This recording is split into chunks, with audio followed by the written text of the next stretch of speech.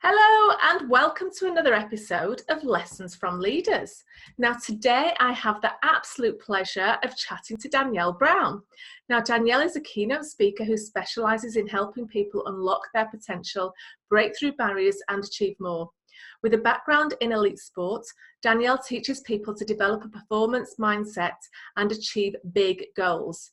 As a Paralympic athlete, she was world number one for her entire career, and she made it to the top 10 in the able-bodied category. Danielle won gold at the Beijing 2008 Paralympic Games and again in London 2012, as well as 5 World Championship titles. She also became the first disabled athlete to represent England and win gold at the Commonwealth Games in the able-bodied team. Now this conversation is jam-packed full of gold. So settle down, get a pen and paper and let's go. Morning Danielle, thank you so much for joining me today. It's great to be here. I'm really excited to talk to you. Now we met not long ago actually, because you did a keynote at the West Yorkshire CIPD. And I have to say, it was just inspirational. So I knew that I wanted to chat to you further because the lessons that you've learned in your journey are just fantastic. And I know that they're going to be amazing for all of our listeners. So let's kick off by you telling us more about your journey. So how did you start and what have you done and all the good stuff? Yeah, so I was brought up in the Yorkshire Dales to a really, really active family, which was great. I love sport. I was absolutely horrendous at sport as a kid. It's one of those things I did for fun, but I did running. My 2 younger sisters used to beat me, which was quite embarrassing. I tried canoeing, and I actually got a certificate that said achieve more swimming than canoeing because I kept falling out of it. So for me, sport, it was a hobby. It was something I did for fun, but it was never, ever going to be a career choice until I became disabled. So at 11 years old, my feet started to hurt after I'd been running. The pain got worse and worse. By the time I was 13, it was there full time. I was eventually diagnosed with something called complex regional pain syndrome, which is a neurological condition that causes chronic pain in both my feet. And it affected my life in so many different ways. It affected me in terms of what I could physically do. So walking about was really, really difficult. Taking part in sports was just impossible to do many of the ones I'd enjoyed as a child. It also affected me psychologically as well, my worries and fears for the future and how I perceived myself. And that was very, very difficult. But what really, really turned my life around was looking for a sport. And I decided that I didn't want to be kept indoors. I wanted to be back outside. I wanted to be doing something. Didn't know anything about Paralympic sport at the time. Figured I was down to either archery or swimming. Playing with bows and arrows seemed a lot more exciting. So my 15th birthday, I did a beginner's course with my dad. And 3 years later, I'm on the Great Britain team, which was just amazing. That is amazing. So how did you go from taking a course with your dad to being on the GB team? Did you find that you had a real talent? So on that initial course, were you just like getting bullseyes all the time? What? Or did you Absolutely not. No, I was so horrendous when I first started. It was a miracle if I could hit the target, never mind the middle. But it was just so much fun, I was back outside, I was back doing sport. And I think the reason I got good was after the beginner's course, I switched to what's called a compound bow. So that was sort of it's a very fast bow, sort of quite technical. And I found that easier with my poor balance. That was much easier to aim, to hold. So that helped.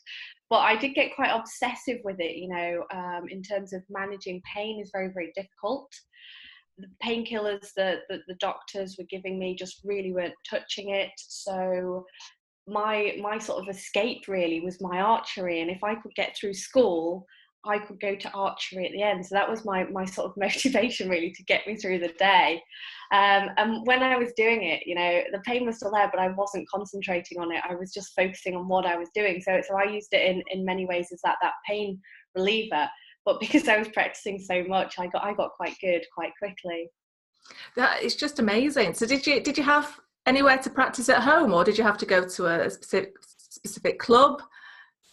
Yeah, so we had two fields for the club. So my dad was taking me there quite a bit, and because my dad and I were doing it so much, my mum and two sisters joined a year later. Lovely.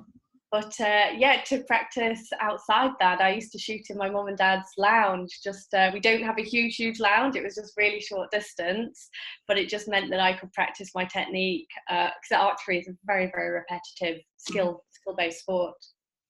Oh, it sounds amazing. I can completely just imagine, you're getting so motivated and enthusiastic about this sport. So fast forward to those 3 years, and you got into the team, the GB team. I did, yeah. Yeah. What happened then? Well, first of all, how did it feel? Oh, do you know, it felt absolutely amazing. And I think really one of my driving forces for that was because I started doing really well. I'd only been in the club for a year, and the Junior World Championships were being held at Lilleshall, and my club sent me down to represent the club as one of the flag bearers. And I saw the GB team there wearing their red tracksuit, and when I saw that, I'm like, that's what I really want to do. So I really want that tracksuit. And for me, I don't know why, it was about getting that tracksuit. Mm-hmm. So when I made the team, I got my tracksuit. Absolutely hilarious, dyslexic team manager had written Danielle Brown on the back of my shirt. So I was slightly disappointed because I was just all about that tracksuit. But yeah, no, it was just so amazing to think, all that hard work has paid off, and that was my goal at the time, just from seeing those guys out there. Yeah, and making it was really incredible. Yeah, I so understand what you mean about just getting into that tracksuit and just wearing it. It must have felt amazing. So once you got the tracksuit, what then became the goal? Yeah, I think when I look at my sports career, it was I always broke my goals into different stages. So I got my tracksuit. My first international was the European Championships, and I guess whilst I didn't really know how it'd go because I'd never competed at that level, it was that event for me was a bit of an up and a down because I started really well, breaking 2 world records, which is just amazing.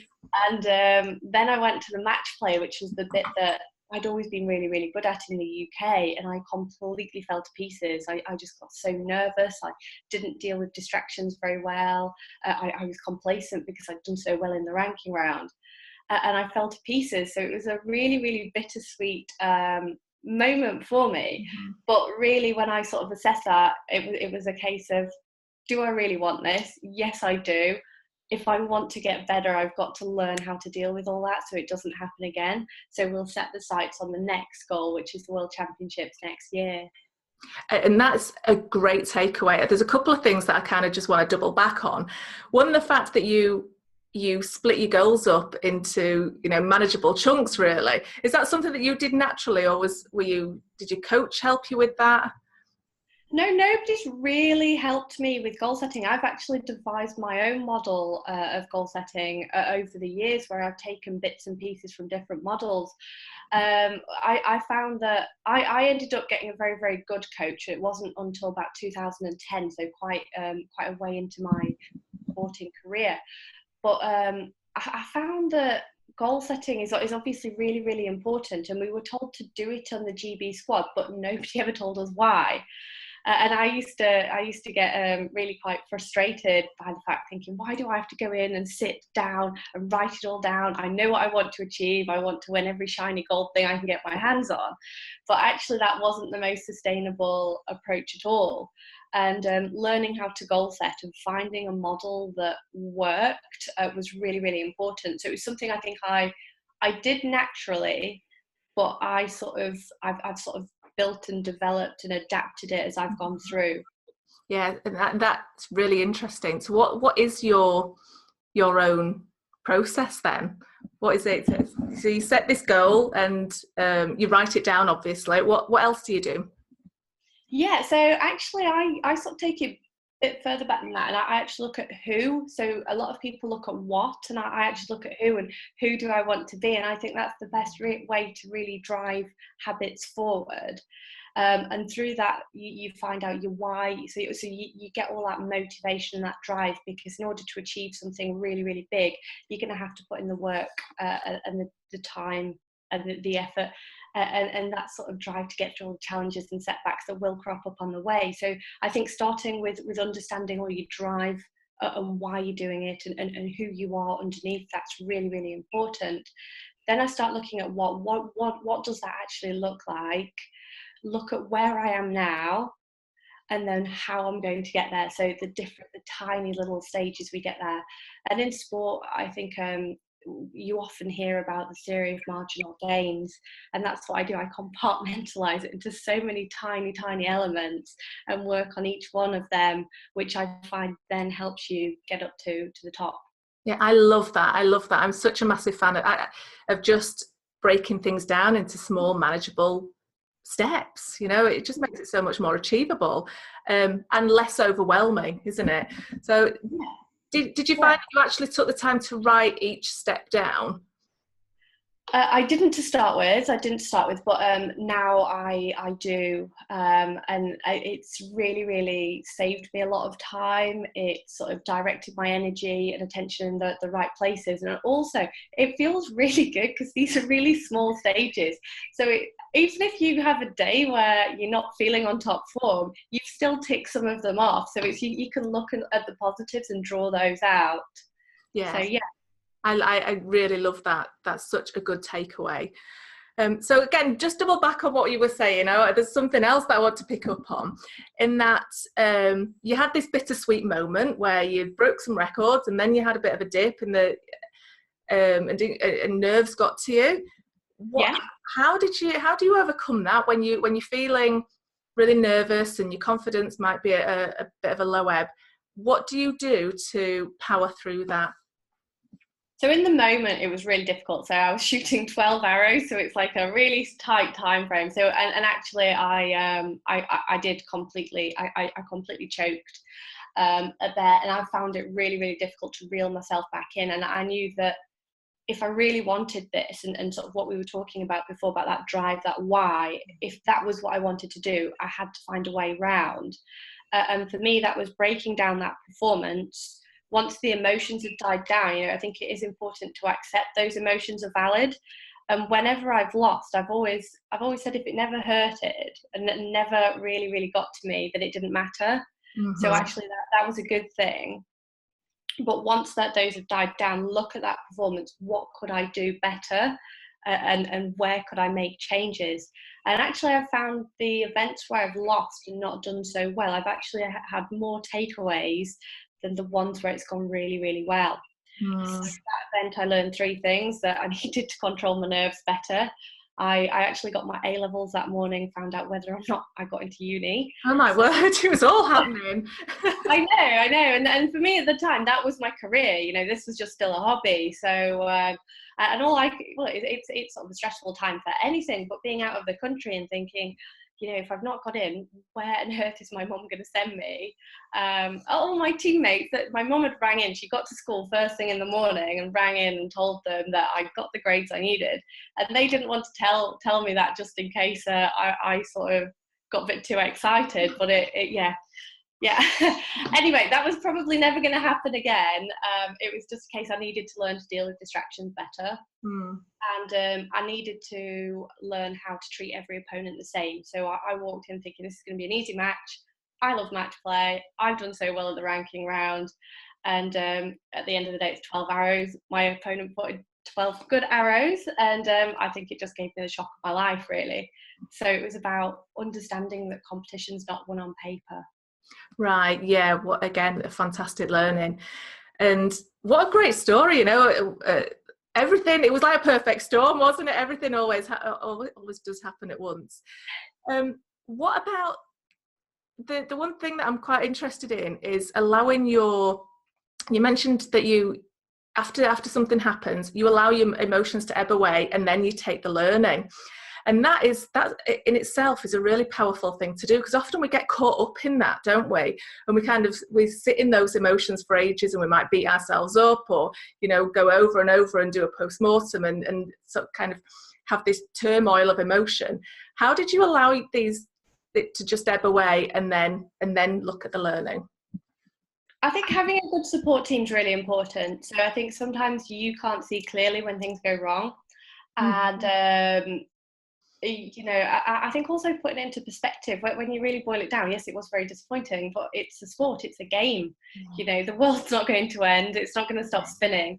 So putting it into perspective helps, bouncing ideas around with others, and just sort of actually looking at you, why, what's your reason, what's your purpose, why are you doing this? And once you can do that, it's like, well, right, I really, really want this. And if I want this, I've got to make sure I do this better.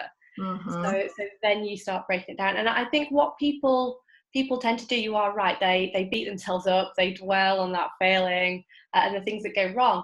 But within that, there's always things that go well as well, and we don't tend to pick those up. So I think it's really, really important that when things do go wrong, you actually scour it for the positives as well. And I actually find that has really helped me to deal with the emotions, because it's so easy when you're in that trap and you sort of on that downward spiral, beating yourself up. If you sort of actively focus on the things that did go well, you sort of by necessity pull yourself out of that. Yeah, that is so important. I teach something called a celebration journal, where every day you just spend 15 minutes, not even that, just thinking about the positives of your day. But it's a habit, isn't it? It's something that you really need to get into the groove and really embed into your routine. Yeah. So when you're in that downward spiral, how do you catch yourself and go, actually, no, I'm going to focus on the positives? Did you find that was a habit that you had to train yourself to do, or did that come naturally? But I think at the time, if I'm really quite honest, I didn't know what I was doing then. And actually, for me, it was a couple of years later. So my brilliant, wonderful coach, who was absolutely awesome, actually advised me to go on an NLP course. Wow. And that for me was a real turning point, because that actually taught me to think about the way I thought, and then how that affected my emotions and how that then affected my behavior. And you know, that course really, really opened my mind in a way that I hadn't really been able to access through sports psychology, and just sort of understanding that thought process. And once I was able to understand it, I think you probably sort of noticed a key theme here when I told you about goal setting and not being told why. And I found that actually through a lot of my my GB team, I was told to do things, but people didn't back it up with the reasoning, which I personally find really, really useful. So just understanding the why behind it and the mechanics behind it really, really helped me able to pull myself out a lot better and a lot quicker. Yeah, what great advice. And it raised your self-awareness as well. So that's you know, it's a life skill. And I'm sure you're using it now. Yeah, absolutely. So what happened next? So you broke some records and you had a dip. What happened next in your story? Yeah, so I effectively, after that European champs, I worked on the 3 points that I mentioned. So treating my opponents the same, working on my nerves, working on dealing with distractions. And a year later, I went to the world champs. I broke 8 world records in 1 week and came away with 2 gold medals. So yeah, my first world championship title. And it was that moment really when I sort of thought, you know what, this is it. This can be my career. I can really make something here. And but for me at that point, the next year, it was Beijing 2008. I was at uni. My uni kind of let me defer a year so I could concentrate on my training. And yeah, I got to go to the Paralympic Games, which was just awesome. Amazing. What did you study? I'm just interested. At uni, what were you studying? I studied law, so my career plan growing up was to become a lawyer. I figured it was relatively well paid, relatively well respected, and I kind of like the idea of dressing up in a wig and a cape to go. And you were doing all of this at the same time. So how much work was that? I know just going to uni is a lot of work in itself, let alone adding all of this other pressure on yourself. insane. It was insane. And I mean, the first year wasn't that bad, but when I got into the second year, so after Beijing, because I was sort of training at the National Sports Centre. My university didn't have an archery club, and they did let me use the facilities. There, but it was very difficult. I was also training at Loughborough University, so 6 days a week I was traveling around, and to get to Lilleshall, it's a 4-hour round trip on top of my training, on top of my studying. And I found that actually I got ill towards the end of every semester, because I just run myself ragged and using that holiday time to recover. And it wasn't ideal, but I wanted to do well at both. Your why was just really strong, wasn't it? And yeah. Through. Did you finish your degree? I did. I graduated with first class. So yeah. Fantastic. Oh, I love that story. So you get to Beijing, and tell me more. Tell me what that was like. It's an experience. It was phenomenal, and it was one of those real crucible moments, in terms of it had such a profound impact on my life, because growing up with a disability had been so hard as a teenager. You're figuring out who you are, where you want to go, what you want to do with your life. And the area that I grew up in, I didn't really know of anybody else with a disability, or certainly not my age. So that was very, very hard in a way to be able to relate. And a lot of the fears that I had about my future, I guess sort of grew from that. So going to Beijing and just seeing the most inspirational people achieving phenomenal things in spite of their disabilities, it just put all my problems into perspective. And it was sort of this real turning moment, because I thought, I was going to accept myself for who I was rather than who I wanted to be. So from that point of view, it was amazing. As an experience, it was just phenomenal.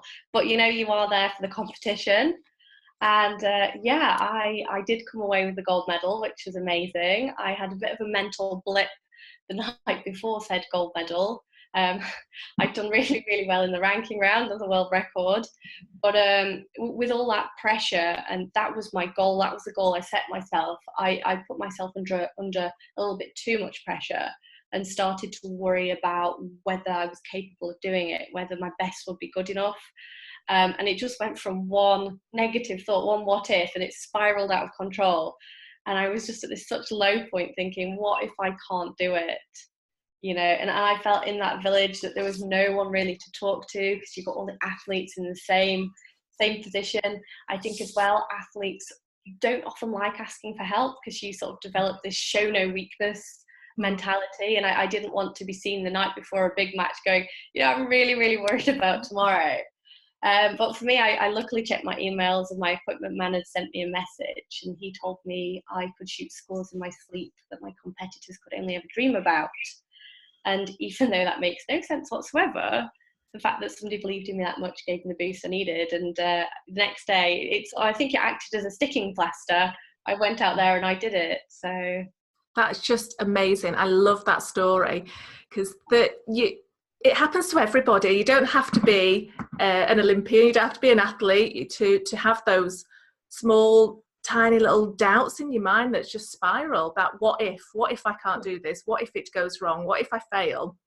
And before you know it, you're building a whole soap opera in your head, aren't you? Of, I'm gonna fail. And you believe it. That's the thing. I think that's the worst thing. You've got all these positive experiences, but that what if, and as you said, that soap opera, you genuinely see that as what's going to happen. But what would you recommend is a great way to get out of that if you don't have that email that comes through, or that support, that thing that just at the right time that you need? Yeah, so I realised at that point that I needed to work on my confidence levels. So, and that's what I did, because you, as you say, you can't guarantee that the next time that happens, because it does happen to people. The next time that happens, whether something like that email will be there sitting in front of me. So I spent a lot of time working on my confidence, but also learning sort of more quicker tricks. So reframing thoughts in my mind. Developing self-awareness, I think, as you pointed out, is such an important skill. I see that as the foundation of success. understanding you, and once you're aware of the thoughts you're thinking, how that impacts you, you're then able to respond to them much quicker. Yes. But yeah, for me, it was all about building up my confidence levels, and I really invested a lot of time into myself for that, and that really, really showed. Yeah, I can imagine it's it's time well spent, isn't it? What did you do to build your confidence then? So I did something sounds very similar to your was it your celebration journal? Yeah, So I call mine my awesome archive. I love it. Yeah, so I started writing down my strengths and my achievements, and actually paying attention to them, because it's so easy to notice the things that go wrong. And yeah, even the little wins. So I remember going to a competition in the UK. It was June. It was 8 degrees and it was horizontal rain. And to top it off, I had tonsillitis. And I felt awful. But I won the event, and it was an able-bodied event. And I shot the most horrendous score ever. Half the field had pulled out because the weather was that bad. And I'm just like, do you know what? Under normal circumstances, I'd be really mortified with that score, but I'm taking this as a win. so, so yeah, and it was about starting to break it down, instead of looking at all the sort of the bad things about the situation. It was looking at the positives and drawing that out. It was about getting myself out of my comfort zone and learning how to sort of cope with that, and learning that actually it wasn't the end of the world. I wasn't going to sink. I could keep going, and just sort of generally approaching life with a much more positive attitude. Yeah, brilliant. I love the fact that you then pushed yourself outside of your comfort zone, because again, for most of us, that's a difficult thing to do, and we get comfortable, with the status quo, and we fight against that feeling of fear, or just resistance or nervousness, which comes from just taking that leap, and doing something different. What do you do then to overcome that, or is it just about acceptance?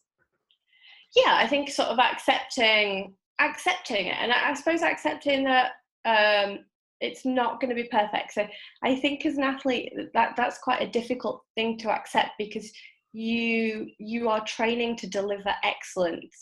Good enough is not good enough.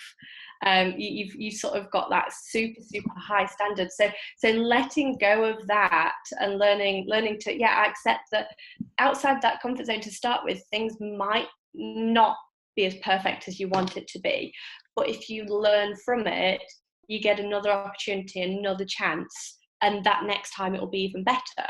And actually, by doing that, then your comfort zone starts to grow, and it eventually encompasses that thing that you were so terrified about in the first place. Yeah, it's so true, isn't it? It's just about taking those small steps that we talked about earlier, and allowing for some, I don't like to call it failures, but just allowing things to not go as well as what you wanted them to. There's always got to be some small degrees of just acceptance of your performance.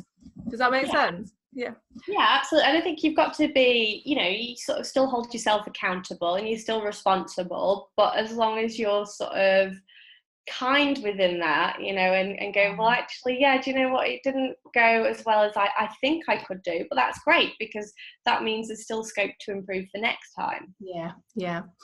Okay, so you're in Beijing, and what happened after? Let's continue with your story. Yeah, well, it was just amazing afterwards, the whole sort of concept of, because I won, I got to go to all these amazing events, which just opened the door. I got to go to the palace, meet the Queen, which was just, I'd never ever expected any of this as part of that. But it was all about, back to my degree, back to training. And towards the end of my degree, sort of third year of my degree, I was April time, so we were coming up to the exams. I was out in Arizona for a training trip, which was awesome, because I broke another 2 world records, more PBs, and I got back to the hotel and got this email saying, well, you've actually got the scores for the able-bodied team for the Commonwealth Games. The selection shoot is on Saturday. Do you want to go? And I was just a bit like, not really. because I'd been working so hard for my degree, and I knew I was on the cusp of getting that first. And the able-bodied team, whilst it was something I wanted to achieve, I genuinely didn't think that my abilities at that point was quite there yet. And I just thought, another day sitting in an archery field instead of revising, can I afford that? But my teammates sort of persuaded me otherwise, saying, come on, this is the first time archery's been in the Commonwealth Games in 28 years. You might never get this opportunity again. And if I'm perfectly honest, it didn't take much arm twisting to sacrifice a day of revision. And I went to this selection shoot. I got back from Arizona, I think 3 days beforehand. I was jet lagged. I didn't even get accommodation at the training venue. I sort of got up super early and went there the next morning because, if I'm perfectly honest, I wasn't expecting to do particularly well. And I won the event. So, yeah, it was amazing. And a month later, at the once my exams were done, second selection shoot, I squeaked through in second place, and I've made the team for the Commonwealth Games. I became the first disabled person to represent England as an able-bodied athlete. Wow, and Danielle, you were so close to not doing it. I know. Yeah. It just goes to show that sometimes you do need to take that leap. Yeah, absolutely. And I think what had happened was, because I had, in some ways, I never ever advocate having a failure mentality, and I think I did get my mentality wrong there. But I think that because all of my competitors there in the able-bodied, they had so much expectation, they wanted this so much, and because the thought had never even crossed my mind until a few days beforehand. I wasn't, not that I wasn't expecting to do well, I just sort of had no sort of that wasn't as part of the plan. Yeah. And because I was jet lagged, I was tired, I wasn't thinking it through. I just went there and shot arrows and did really well. Whereas my teammates, I feel that when they were putting all that pressure on themselves, that then affected their performance. Yeah, it's true. This was a bonus for you, wasn't it? So there was no pressure. Yes, yeah, absolutely. And again, there's some learning there. So when you have got all of that pressure, just like your teammates had at that point, how do you kind of let some of that go, just so that you can relax into it? Yeah, so I've done a lot of research into pressure, and actually I tend to find that a lot of it stems from expectation. And I think sort of a lot of people try and put sticking plasters on, and I think really you need to get to the root of the problem. And I would say, in my experience, is 95% of the time the pressure and the problems that arise with it come from expectation, whether that's yourself or from other people. And I think even when other people have pressures on you, then that can sort of build up and enhance your internal sort of pressures and your internal expectations. So it's sort of understanding where all those different expectations are coming from, and really putting them into perspective. And again, that's sort of something I've spent a lot of time doing. For me as a sports person, I had expectations from the media. Even social media was really, really hard. I found that it was my parents, that they're so supportive, but I still want to do them proud. So I was finding that I was putting pressure on myself because of that. I got the coaches, I got being part of the GB team, I got my own personal goals. So there were so many different expectations. And I think understanding those, and then once you understand those and where that's coming from, you can then put strategies in place to combat that. Do you need to put strategies for each of them then, for each of the different expectations kind of box, if you like, so expectations from your parents or your coach or social media? Do you have to have a different strategy, or can you have an overarching strategy for everything? I segmented it, but I sort of work on the theory of marginal gains, where I compartmentalize things, and of course there are things to sort of that cross over. But I think also you've got things that are just specific for that. So for example, sort of when I was competing out in London 2012, every time I checked my phone to look at the time, because I didn't wear a watch because it got in the way when I was shooting, so I'd look at my phone and there'd be like 100 notifications from people saying, good luck. And whilst it was really nice, you just think, wow, I have no idea who these people are, but it's so nice that they're taking the time out to do this. But it was just magnifying that pressure. So in that strategy was to get rid of social media, but that wouldn't be necessarily the best approach to take with parents. So that one was more a communication side of things, and understanding their point of view, them understanding what support I needed as well. So I think, yeah, everything for me did have different strategy. Yeah, but again, what you said there was brilliant, that you looked at what you needed. So for every single thing that was going on, what is it that I need? So turning off social media, or speaking to your parents about what good looks like for support for you. So yeah, and that's something again that we don't always do. We serve everybody else, don't we? Naturally, a lot of us, and rather than thinking about our own needs and what that looks like. Yeah, and I think actually I was sort of right at the beginning of, well, my sport wasn't even a career at that point. I remember my mum giving me a choice. I think I was 17 years old, and she said, right, she goes, if you want to carry on with your archery, you can do. We will support you, but you make a choice right now, and you either choose your archery or you choose your social life. And if you want to choose your social life, fair enough, we'll support you there too. But if you choose your archery, you be selfish and you put that first, and that has to come first. If a social event clashes, you go for your archery. And she goes, if you want to be good, you've got to prioritize that, and you've got to prioritize you. So I think in some ways, because my mum had been supporting me with that really, really helped. Yeah, what a fantastic advice your mum gave you right early on. Is your mum an athlete as well? No. My dad does a lot of like long distance running. And my mum and dad are just amazing supporters, and I think the way they raised me, the messages they gave me, I don't come from a place of privilege, but I come from such an amazing place of love and support. And their advice, or even now, is just so invaluable. Oh, it sounds, you were so lucky. Yeah. So you went to London. You came away with gold at London. I did, yes. And then what happened? Oh, so after London, unfortunately, the International Paralympic Committee changed the rules. So every Paralympic athlete has to be classified to determine whether their disability is severe enough. And I'd always passed this, which is always a very bittersweet moment. Again, you sort of like, well, yes, I could go to the Paralympics, but I really didn't realise I was that bad. But under the new rules, I didn't pass. So it was a really, really humiliating and harrowing test.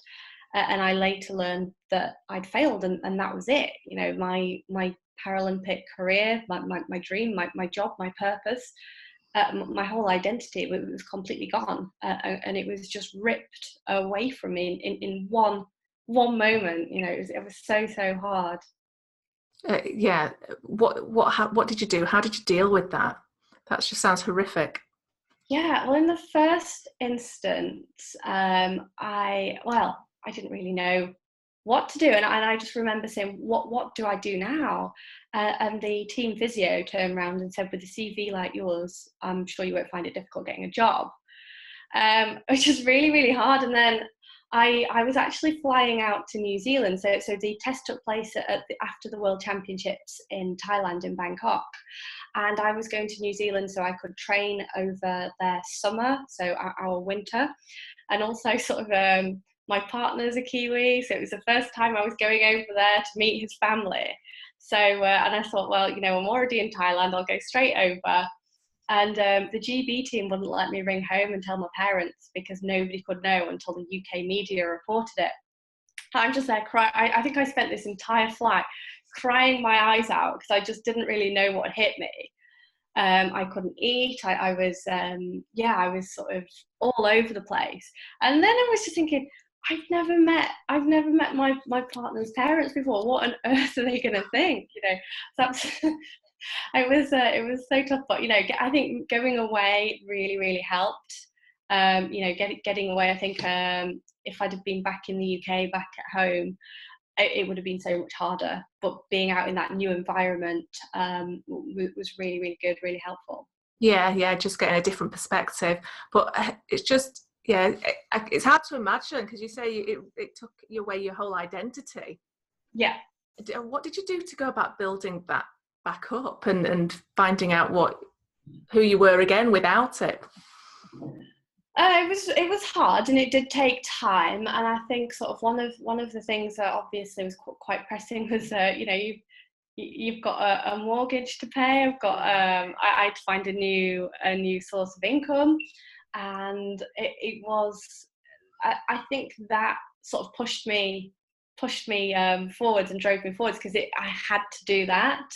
And I had to do it quickly, because you don't get the benefits that you do in a job. It's you get a grant to compete from UK Sport, which is amazing whilst it lasts. But when it stops, that's it. I was given 4 months funding. There's no redundancy package or anything like that. So I had to find something else, and I didn't know what I wanted to do. This was my plan. I was training for Rio. I just found it so difficult. I think having this amazing support team around me, in terms of my family, my partner was brilliant. It was, my mum took me to all the protests, because we did protest it. And my family really rallied around and were amazing. And it was about understanding then what my passions were and what could I do. And I think for me, sport had taught me so many incredible lessons that I thought, you know what, I can teach this to other people. I can really help them. And sort of understanding my value base. And again, I think it comes back down to self-awareness, doesn't it? It's learning about you, but also when I spoke about the goal setting at the beginning, it's who do I want to be? Yes. And sort of looking at that side of things. Well, actually, this is who I want to be, and this is what I want to prioritize now. And that really helped me move forwards. So yeah, I set up my own business, and it's There you are. Right. So tell me, who do you want to be now? Tell me about the business. Okay, so I guess in terms of my identity, I guess I see myself as a person with limitless potential and big aspirations. That's sort of who I am at the core.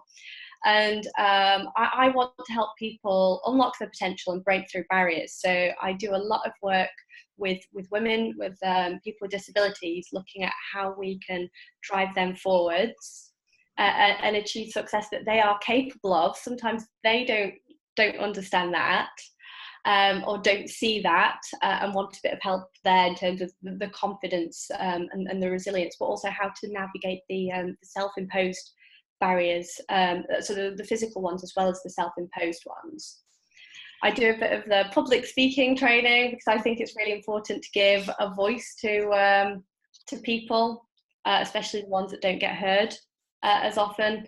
And the social side of things, I love working in the education sector, so I love working with young people and helping them build solid foundations. There's so much variety there. So it's an exciting journey that's ahead of you now. Yeah. I love the fact that you want to be a person with limitless. What was the phrase that you used? Limitless potential and big aspirations. Yeah. Big exploration. I love that. Look, what an amazing core and foundation to everything that you're doing. Yeah. So tell me about your public speaking then. So do you teach public speaking as well? Yeah. Because I think it's one of those skills that, well, as an athlete, I was kind of dragged into, as soon as I won the medal in Beijing, and I really didn't know what I was doing. And I've never actually had any formal training. I've sort of learned from doing it, learned from observing lots and lots of other speakers and working with other speakers, which has been amazing. But I find it's one of those things that obviously people get quite scared about. So it's helping people, with that fear, but also how to construct good presentations and put that forward. And I love sharing my story, because, well, when you're out on that stage, I do get that same adrenaline rush as when I'm competing. So I really enjoy that. There's no hiding. You've got to deliver. You've got to be perfect. And passing on useful messages. I think it's it's not just all about talking about myself. It's about passing on messages and stories and information that can really make a difference to people's lives, which is amazing. Yeah, no, fantastic. So it's so exciting, and you are really good at it, because I've seen you speak, and it's just inspirational. So yeah, if you're listening to this and you do want somebody to come and do some speaking, then I'm sure Danielle, you'll be open to that, would you? Oh, absolutely, absolutely. Yeah, I absolutely love it. So let's just change direction just a tiny little bit, if that's all right. And I just want to do some quick fire questions before we finish. Just find out a little bit more about you. So tell me what your morning routine's like, if you have one. I mean, I don't have one, so I'm always interested in other people's. Yeah, do you know what? It's really difficult because with what I do, some mornings I'm up at 5 o'clock in the morning or even earlier sometimes, and also you've got to take into account my disability. So if I'm not having a good day, I might actually get out of bed a bit later. So I don't actually have a morning routine. Yeah, no, neither do I. What was the last TV program that you watched, or any box set that you've binge watched on Netflix? Yeah, well, we're legally TV license free, so stuck on Netflix. Last program was Rain. Oh, I've not seen It's it. very good. Is it good? Is it good? Yeah, I might have to look at that then. How do you keep yourself motivated now? setting big goals, big exciting goals, and having an amazing support team that understand those goals and can give me a kick up the backside if I'm not doing it myself. Mm-hmm. Yeah, again, I love that. I just want to jump on that with the setting quick, big, exciting goals. How do you, what's the question that I want to ask? How do you force yourself to go big? Because sometimes people go big and then they kind of rein in and go, oh no, a little bit too big. That's a bit too scary.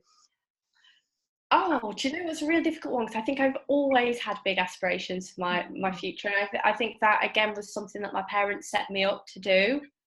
And I think sometimes, I think it is about, well, set your standards high, but then break it into those smaller stages, because that might seem quite scary to start with, but actually the small actionable steps will take you there. And I always say that even small steps take you forward. So if you work on it slowly, you will get there. Yeah, I completely agree. And what do you do to switch off and relax? Really interesting. So I love reading. I love writing as well. So I find that really, really sort of relaxing. That's sort of proper escapism for me. I love being outside, so going away, spending time with friends, family, my partner. Just things like that, really. Oh, fantastic. So you mentioned reading. I ask everybody this, Danielle, at the end. Have you got a specific book or a favourite book that you'd like to recommend to everybody? Yeah, I really like And Death Came Third. Have you read that? No, tell me more. About public speaking. So and I'm talking about those fears of public speaking, and it's really interesting because number one fear is public speaking. Yeah. Number two, walking into a room full of people, full of strangers, and death came third, which, when you think about it, really is quite daft. So quite strange, isn't it? Yeah. So understanding those fears really around public speaking, I think that really, really helped me in terms of my public speaking. I do, obviously, I do work as a speaker, and I do think it is an important, well, it's obviously important for me for what I do, but I think it's an important skill for anybody to learn. So I think once you learn how to public speak, I think it improves general communication skills so much. So yeah, I'd really recommend. So what's it called? And Death Came Third. Death Came Third. I'll put a link under this video for everybody. They can pick that up. I've not heard of that, so I'm gonna get that now and have a read. Awesome. And actually, I'm just being really cheeky and doing a quick little plug here. I do have my first book.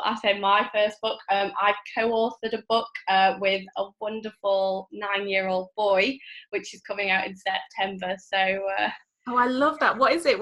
Tell me more. Plug away. So my wonderful little co-author is a boy called Nathan Kai. He's a really, really amazing person, and he came to me at a Mensa event that I was speaking at. I was 7 years old. Have you written a book for children about how they can be the best they can be? I was like, no, but that's such a good idea. And he came back to me and said, can we write one together? So it's taken us 2 years, but Be Your Best Self is coming out in September, and it's a children's self-development book.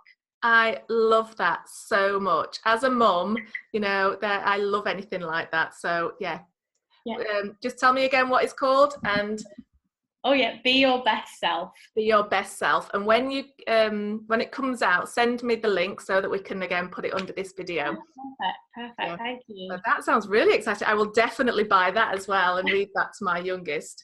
So, and for myself. I mean, it doesn't have to be just for children, does it? I bet it's great for everybody. Yes, yeah. Brilliant. Well, thank you so much for hanging out with me today. There's just so many great pieces of learning in that conversation, and it was just a joy to chat to you and get to know you better. Oh, thank you. I've really, really enjoyed it. How can people get in touch then, Danielle, if they want to? Where are you? So website daniellebrown.co.uk and my email info@daniellebrown.co.uk. Brilliant. And are you open to LinkedIn connections? And yeah, LinkedIn, Twitter, go for it. You're everywhere, yeah? Yeah. Brilliant. Thank you so much, and I'll see you soon. Brilliant.